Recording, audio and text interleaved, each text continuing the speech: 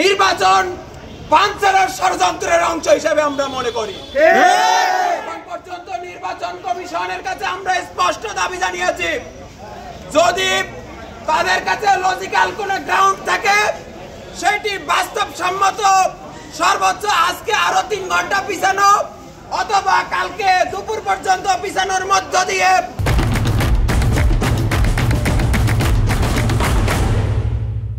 একটি schedule rearrange করে ইতিপূর্বে যেমন 2 বার হয়েছে, এইভাবে করে আগামী 15 সেপ্টেম্বরের মধ্যে ওয়ানডেতে ইলেকশনের বিষয়ে আমরা সুস্পষ্ট প্রস্তাবনা দিয়েছি।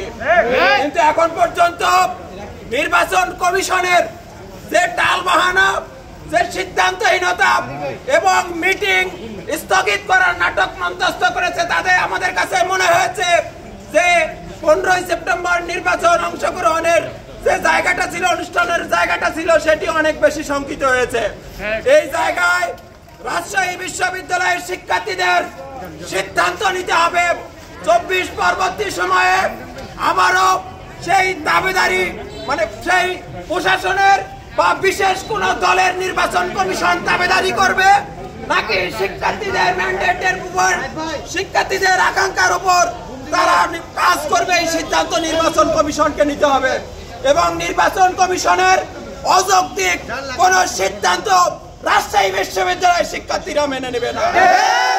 সবাই এখানে অপেক্ষা করব এবং 15 তারিখে নির্বাচনের ঘোষণা না দিলে রাজশাহী বিশ্ববিদ্যালয়ের শিক্ষার্থীরা আজকে অগ্নিস্ফুলিঙ্গের মতো জ্বলে উঠবে এবং রাজশাহী বিশ্ববিদ্যালয়ের সর্বাত্মক আন্দোলনে নামবে।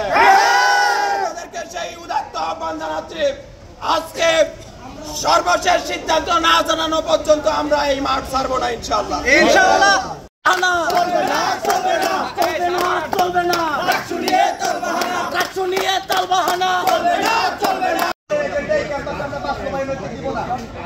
সুতরাং আমরা যারা শিক্ষার্থীরা এখানে আছি, যদি প্রশাসন আজকে তারা যে ডেট পিছাইছে, এটা কিসের উপর ভিত্তি করে পিছাইছে?